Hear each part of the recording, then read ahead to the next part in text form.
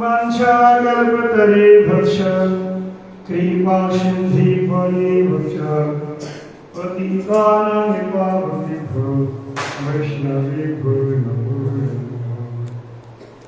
श्री कृष्ण चैतन्य प्रभु नित्यानंद श्री अद्वैत गदाधर श्रीवासदि श्री गौर भक्तवृंद।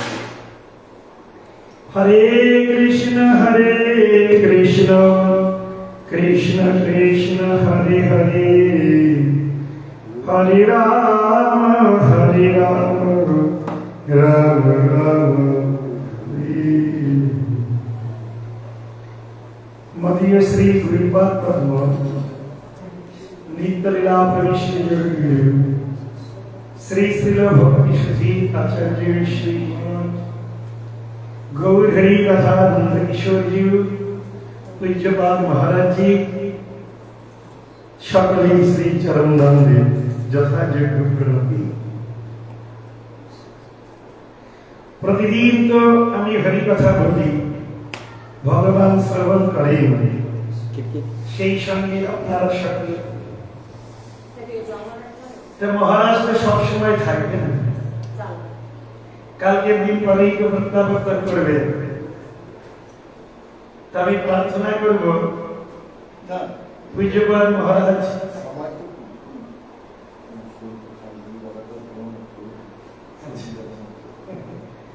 ঠিক আছে। মহারাজ বলছেন যে ওনার শারীরিক অসুস্থতা হেতু আপনি বলুন। গত দিবস আমরা শ্রীকৃষ্ণ চৈতন্য মহাপ্রভুর শিক্ষাষ্টকের প্রথম শ্লোকটি আস্বাদন করেছিলেন।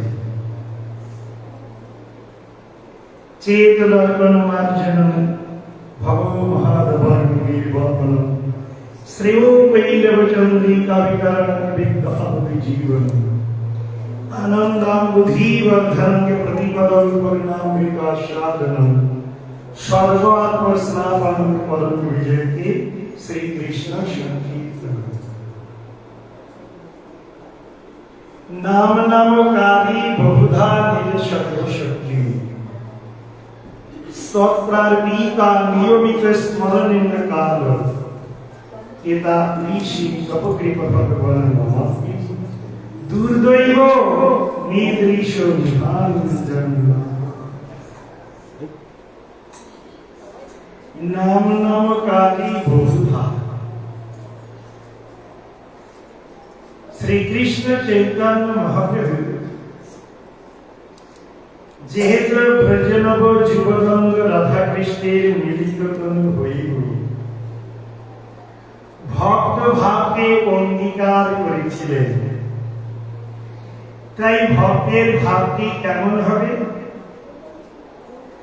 আমরা অনেক সময় নামের মালাতে যদি প্রতিদিন 50,000 নাম করি, কেউ যদি বলে আমার খুব কষ্ট করে 16 ফেল হয়, তখন আমি লোকের কাছে নিজেকে প্রদর্শন করতে চাই আমার তো হেলাতেই 50,000 হয়।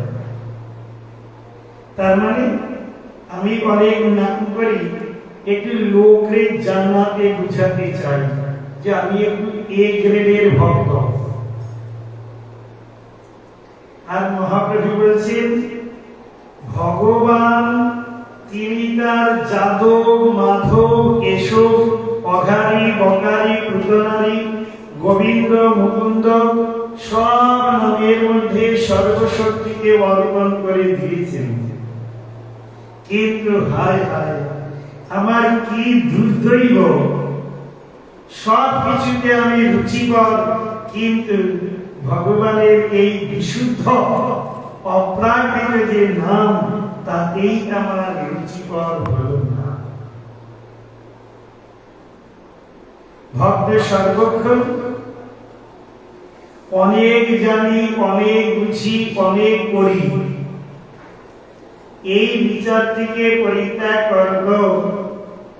আমার কিছু হয়নি, আমার কিছু হচ্ছে না, কবে হবে বলো সেদিন আমার, এই ভাবটি হৃদয়ে জাগরিত হতে হবে। তাই বলছেন, পরেই বলছেন নিয়মিত স্মরণে না কাজ। অনেক সময় সব কিছুকে নিয়ম রক্ষা করতে হয়, কিন্তু হরিনাম সেখানে সর্বক্ষণ বল ইথে বিধি নাহি আর। তার মানে আমি হরির নামকে সর্বক্ষণ করতে পারি, শুধুমাত্র জেনে বুঝে শুনে রাখা নয়, সর্বক্ষণ পড়া। কাপড় কাচ্ছি, স্নান করছি, বাসন ধুচ্ছি, ঝাড়ু লাগাচ্ছি, ফুল তুলছি, মালা গাচ্ছি, আমান্য করছি, প্রতি মুহূর্তে এই শ্রী হরির নামকে বিশেষভাবে প্রাধান্য দেওয়া। শুধুমাত্র নামের মালাতে একটি নিবন্ধ নাম করলাম তাই নয়, সর্বক্ষণ বলাইছে বিধি নাহি আর। এই বিচারটিকে হৃদয়ে আনয়ন মানে আমি পায়খানায় বসে নাম করতে পারি, শুয়ে শুয়েও নাম করতে পারি, সর্বক্ষণ প্রভুকে ডাকতে পারি। প্রভু আমার সর্বক্ষণ জাগ্রত প্রহরীর ন্যায় অবস্থান করেন, এইরকম দৃঢ় প্রত্যয়ী ভাব ভক্তের থাকবে না। আমি সকালে 16 ফের করে দিয়েছি আর নামের মালায় হাত দেব না, তা না। এতাদৃশী তব কৃপা ভগবান মামাপি। যে হরির নাম সর্বক্ষণ করা যাবে, যার বিধি নিষেধ নাই, সর্বক্ষণ করতেই হবে, জেনে বুঝা সত্ত্বেও আমার সেই নামেই রুচি হলো। আমাদের দেখুন সব কিছুকে রুচিকর, কিন্তু হরির নামের মালা হাতে নিলেই গর্ব, নইলে নিদ্রা দেবীর পরাল গ্রাস। এর থেকে নিষ্কৃতি লাভ করতে পারলেই ভগবান কৃপা করবে বলে বলছেন। এই ভাবটি যখন হৃদয়ে আসবে, যে কথাটি আমরা গত দিবস শ্রবণ করেছিলাম, ত্রিনাদপি শুনিতেন তররিব সহিষ্ণুনা অমাবিনা মানবেন কীর্তনীয় সদা হরি। গত দিবস বলেছিলাম এই শ্লোকটিকে বিশেষভাবে আমরা আলোচনা করব। ত্রিনাদপি শুনিতেন, তৃণ মানে ঘাস, সেই ঘাসের ন্যায় নিজেকে নিচু বলে মেনে নেওয়া। মানে ঘাসের উপর দিয়ে কেউ যদি হেঁটে যায়, তবে ঘাস কখনোই কাকুতি মিনতিও করে না, মাথা তুলেও দাঁড়ায় না, বা কিছু বলেও না। সে যেমন একেবারে অবনমিত মস্তক হয়ে পদপিষ্ট হলেও তার পদাঘাতকে স্বীকার করে, ঠিক ভক্তের হৃদয়ে যখন এই ত্রিনাদপি শুনিতেন ভাবটি আসে, তখনই ভগবান সেই ভক্তকে বিশেষভাবে কৃপা করে থাকেন বলে মহাপ্রভুর উক্তি। এখন এই ত্রিনাদপি শুনিতেন বিষয়টি কেমন?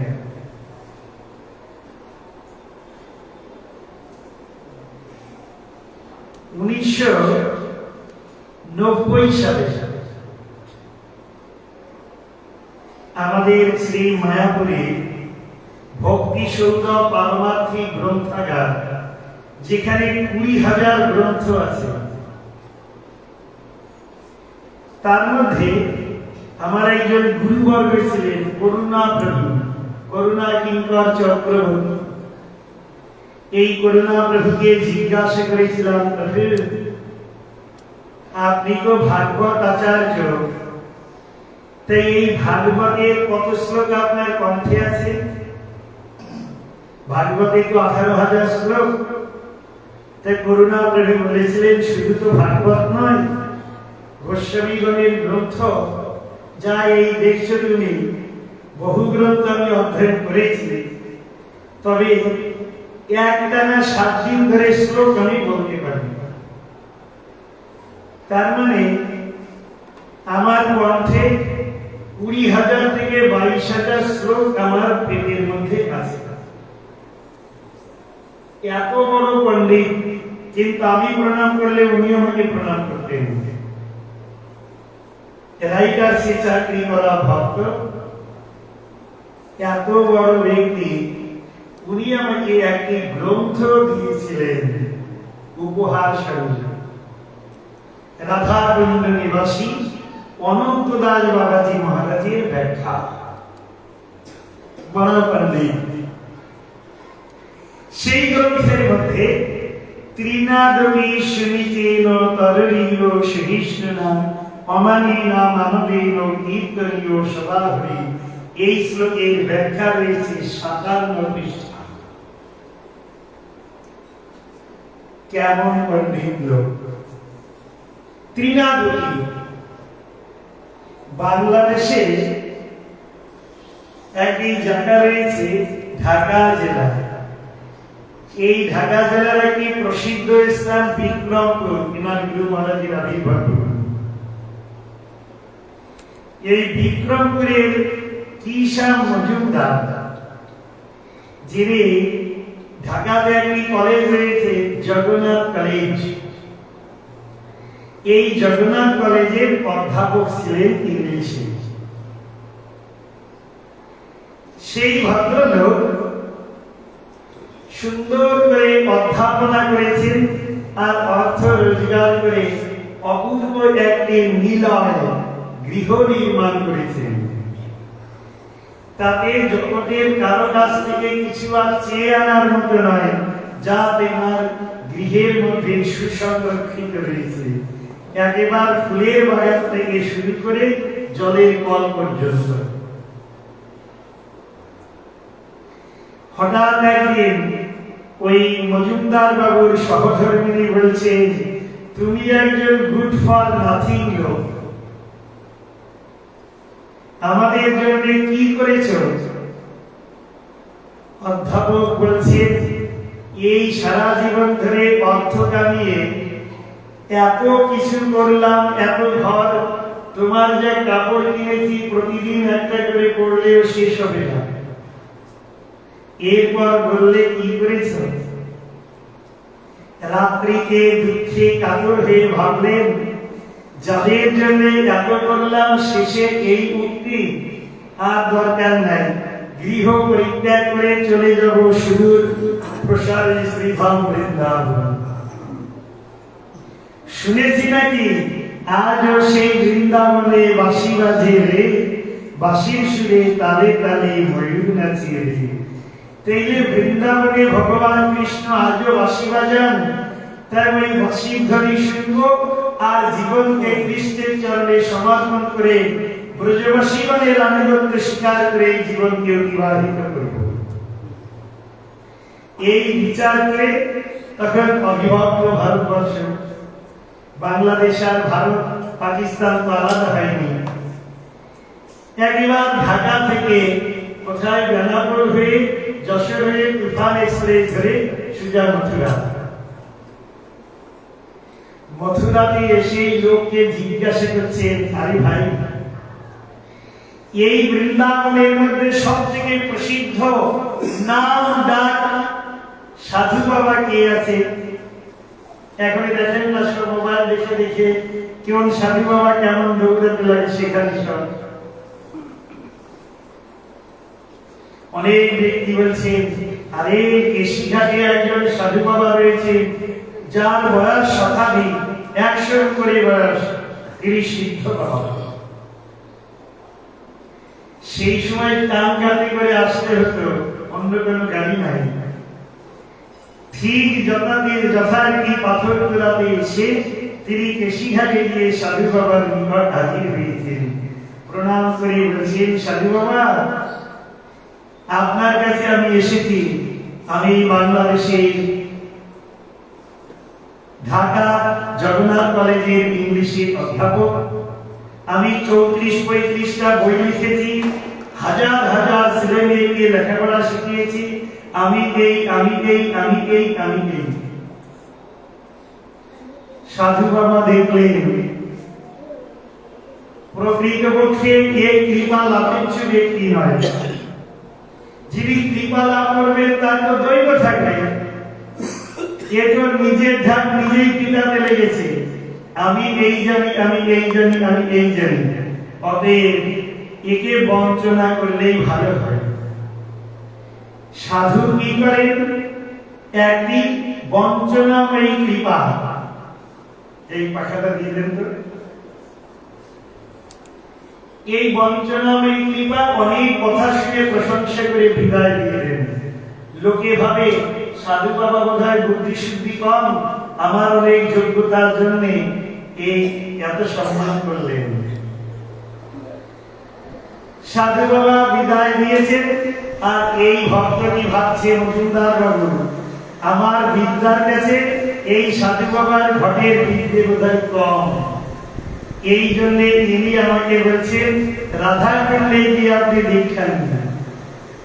সত্যিও তো আমার থেকে ইনার বিদ্যে বুদ্ধি কম হয়। মজুমদার বাবু নিজেকে বড় জ্ঞান করে সম্ভারাম মনে করে রাধা কুণ্ডে গিয়ে হাজির হয়েছেন।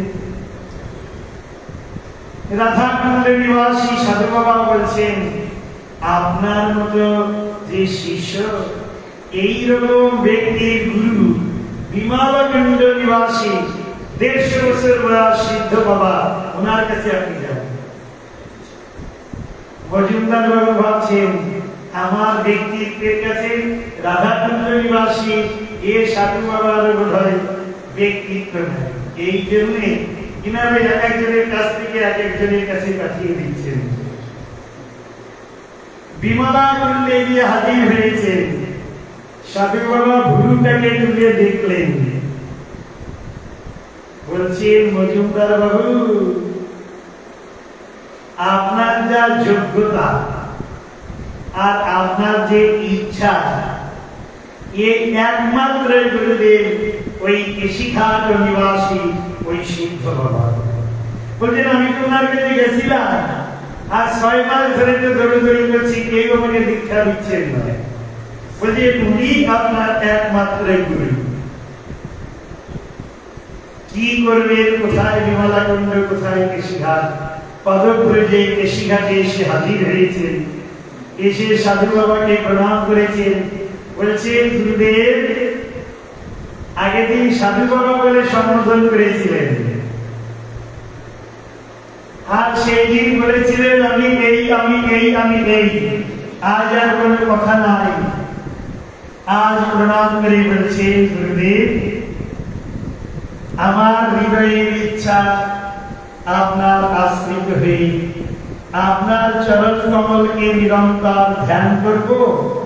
আর যদি আপনি দয়া করেন আর আমার যদি একটু প্রতিবাস হয়, তার যদি আপনি অনুমোদন করেন, তাইলে বোধহয় শ্রীজি আমার প্রার্থনাকে স্বীকার করবেন, এর ব্যবস্থা আপনি একটু করে দেবেন। সিদ্ধ বাবা দেখলেন ও আজকে এইবার একটু দৈন হৃদয়ে এসেছে, কারণ দিনের অধিক দয়া করেন ভগবান। কুলীন পণ্ডিত ধনের বড় অভিমান, অভিমানী ভক্তিহীন জগমাঝে সেই দিন অভিমান হইলে দূর প্রবেশে প্রেমের গুণ। যদি বিদ্যার অভিমান, কুলের অভিমান, জ্ঞানের অভিমান, রূপের অভিমান, ধনের অভিমান, কোন ধরনের অভিমান গ্রহ করে, তবে সেখান থেকে কৃষ্ণ ভক্তি দূরে পলায়ন করে থাকে। সিদ্ধ বাবা বলছেন বাবা আপনি তো এসেছেন, কিন্তু গুরুকরণ করতে গেলে স্বামী ব্রহ্মনিষ্ঠা, কিন্তু দীক্ষা গ্রহণ করতে গেলে কিছু উপহার উপঢৌকন আনতে হয়। তখন মজুমদার বাবু বলছেন, আপনি যা করবেন, ছাতা, জুতো, লাঠি, কাপড়, ফলমূল সব আমি আনতে রাজি আছি, আপনি শুধু আমাকে দীক্ষা দেবেন এই বলুন। সাধু বাবা বলছেন, এই পৃথিবীর মধ্যে সব থেকে হেয়, সব থেকে অমর, সব থেকে ম্রিয়মান, সব থেকে তুচ্ছ তাচ্ছিল্য এই রকম যে দ্রব্য, সেই দ্রব্যকে আপনি 3 দিন সময় দিলাম, 3 দিন পর যখন নিয়ে আসবেন তখন আপনার দীক্ষা হবে। মজুমদার বাবু ভাবছেন, হায় রে, এ সাধু বাবা টাকা পয়সা হিরে জহরত কিছুই মানলেন না, পৃথিবীর মধ্যে সব থেকে হেয় বস্তুকে নিয়ে আসতে বলতেন। ভাবছেন পৃথিবীতে হেয় বস্তু দেখছি না মজা। প্রথম দিন তখন তার স্যানিটারি পায়খানা নয়, খাতা পায়খানা। যখন সবজি গেছে দেখছি মলের মধ্যে, পুলিশের মধ্যে অনেক কীট রয়েছে, কৃমিকীট। মজুমদার বাবুকে শিক্ষিত লোক ভাবছে, আরে এই বিষ্ঠার মতো আত্মহেয় বস্তু নাই, এর মধ্যে যে কৃমিকীট, এই 2-4টে ধরে নিয়ে হাজির করব। পরেই ভাবছি, ভাই এ তো দিনে প্রসাদ পাই, সকালেই শৌচক্রিয়া করি, এরা সব কার্য সমাধান করে, অতএব এদের তো কাজে লেগেছে। ঠিক আছে, সকালবেলাতে হাঁটছে, চারিদিকে ঘাস, ভাবছে ঘাস নিয়ে হাজির করব। দুর্গত মহাপবিত্র, পরেই ভাবছে এই দুর্গত গোমাতা গ্রহণ করে, দুগ্ধ প্রদান করে, সেই যাই তো দেবতার উদ্দেশ্যে লাগে, কিন্তু কাজে লাগে। এ পৃথিবীতে শুধু তো আমি তো কাজে লাগি নাই, এই পৃথিবীতে যদি হেয় অবর ম্রিয়মান কোন ব্যক্তি থাকে, সেই নিজ ব্যক্তিটা আমার মতো এই শয়তান লম্পট জানোয়ারটা ছাড়া তো আর কেউ নাই। অতএব আমি বুঝে ফেলেছি কেন এই গুরুদেব আমাকে আর 6 মাস ধরে পরীক্ষা দিলেন। আমি সেই দিন প্রথম বলেছিলাম, আমি জগন্নাথ কলেজের অধ্যাপক, আমি এই বই লিখেছি, এই করেছি, তাই করেছি, এই জন্যই উনি আমাকে বঞ্চনা করেছিলেন। আজ বুঝেছি পৃথিবীতে সব কিছু কাজে লাগলো, শুধু আমার মতো এই শয়তান লম্পটটাকে কোনো কাজে লাগেনি। অতএব পৃথিবীর মধ্যে যদি হেয় অমর ম্রিয়মান বস্তু থাকে, তবে আমি ভাবছি রাত পোয়ালেই হয়।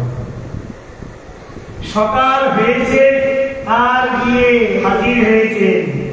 সাধু বাবা বলছেন, বাবা তোমাকে যে বলেছিলাম সব থেকে হেয় বস্তুকে আমাকে নিয়ে এসেছো, বলছে নিয়ে এসেছি, সেইটিকে আমাকে উপহার দাও। একবার সাষ্টাঙ্গে ভুলুণ্ঠিত প্রণাম করে বলছেন, যদি পৃথিবীর মধ্যে কোন হেয় অমর ম্রিয়মান কিছু দেখে থাকে, তবে এই ব্যক্তিটি। তখনই সিদ্ধ বাবা বলছেন, যাও যমুনাতে স্নাত হয়েছ, স্নান করেছ, আজই তোমার দীক্ষা হবে। যখন নিজেকে এইরূপ তৃণাদপি শুনিছেন, নিজেকে তৃণ ঘাসের থেকেও নিচ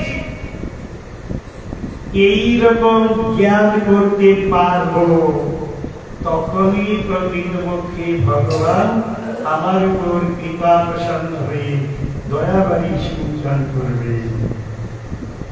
তরণীব সহিষ্ণুনা, তরণী সহিষ্ণুনা। এই জন্য মহাপ্রভু বলছেন, তরণীব সহিষ্ণুনা। বৃক্ষের ন্যায়, বৃক্ষের থেকে অসম্ভব। বৃক্ষ কাটিলেও যেমন কখনোই কিছু বলে না, শীত গ্রীষ্মেও কিছু বলে না, জলও লাগে না, এই রকম নিজেকে একেবারে শান্ত শিষ্ট করে ধৈর্যকে ধারণ। অমানিনা মানবেন। যিনি ভক্তিবিনোদ ঠাকুর জানিয়েছেন, সুদৈনম সারল্যম সকল সহনম মান দদনম দয়া স্বীকৃত্য হরিচরণ সেবা মনোভাবঃ। সুদৈন্য হৃদয়ে রেখে আমি অপরকে মান প্রদান করব, আমাকে কেউ মান বিকার না দিই সেদিকে দৃষ্টিপাত না করে আমি জানবো ওনার মধ্যে সেলফের আসল আত্মা রয়েছে, কৃষ্ণের অধিষ্ঠান জেনে তাকে আমি সম্মান করব। মানবেন তবেই কীর্তনীয় সদা হরি, তবেই আমি হরি কীর্তনের অধিকারী হব। আমরা যদি নিজে নিজে হরি কীর্তনের অধিকারী হয়ে যাই তাইলে তো হবে না। এই জগতে আপনি একটি সার্টিফিকেট নেবেন, সেখানে স্কুল কলেজ ইউনিভার্সিটি, আমি ডাক্তারি করবেন, সেখানে একটি কোর্স রয়েছে 4 বছর, তারপরে আপনাকে একটা সার্টিফিকেট দেবে।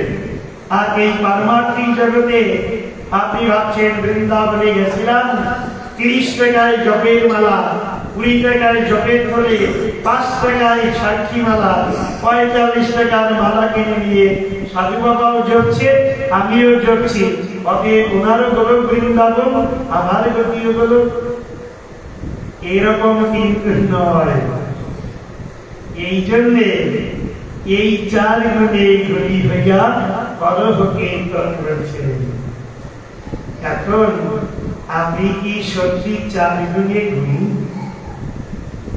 কিন্তু যদি গৌর হরি রাধা দামোদরের চরণে প্রণত হই, কাগ্রে গুরুর করো এই তোমার গুণ।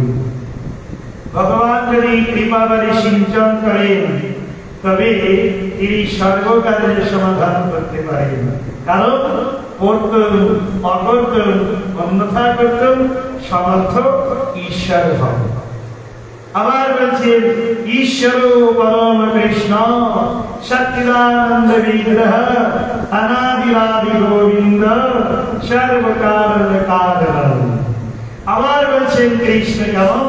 কৃষ্ণ রক্ষতীন জগত্রয় গুরু, কৃষ্ণ হি বিশ্বম্বরঃ, কৃষ্ণ দেবং সমর্থিতং জগতীদং কৃষ্ণে লয়ং গচ্ছতি, কৃষ্ণেতি তিষ্ঠতি বিশ্ববেদং অখিলং কৃষ্ণস্য দশাবয়ং, কৃষ্ণেন অখিলং সদ্গতির বিপরীতা, কৃষ্ণায় তস্मै নমঃ। তাইলে কৃষ্ণ যদি কৃষ্ণ বন্দে জগৎ গুরু, কৃষ্ণ যদি জগৎ গুরু হন, তিনি যদি অনন্ত জগতে স্রষ্টা হন, রক্ষয়িতা পালন পোষণকর্তা হন, তিনি যদি সকলের সকল মুক্তিকামী হন, তিনি যদি সকলের গতি ভক্তা প্রভু সাক্ষী শরণ্য শ্রী ইহকাল পরকালের বান্ধব হন, তবে আমার পরাগতি পরাশান্তি পরামুক্তির কারণ কৃষ্ণ। অতএব সেই কৃষ্ণের চরণে যদি প্রকট স্বীকার করতে পারি, প্রণত হতে পারি, তবে প্রণত পালক ভগবান কৃষ্ণের সব দান। আমার কার্য ভগবানের চরণে প্রণত হওয়া, ভগবানের কার্য আমার রক্ষা করা। অতএব আমার সদ্গতির বিধানকর্তা কৃষ্ণ, কারণ কৃষ্ণ ভক্তি কৃষ্ণের গুণ সকলে সংসারে। আমি যদি পতিত হতে পারি, যে যত পতিত হয় তারে দয়া তত হয়। আমি আমার কার্য হবে ভগবানের চরণে ফুললি সারেন্ডার, ভগবানই আমার সর্বকার্য সমাধান করবে। জয় গৌর, জয় নিতাই। বাঞ্ছা কল্প পরিহর্ষ কৃপা সিন্ধৈব এব চ পতিতানাং পাবনেভ্যো বৈষ্ণবেভ্যো নমো নমঃ। হরে কৃষ্ণ কৃষ্ণ কৃষ্ণ হরে হরে, হরে রাম রাম রাম হরে হরে। নিতাই গৌর প্রেমানন্দে গৌর হরি बोल। जय जय श्री राधे राम।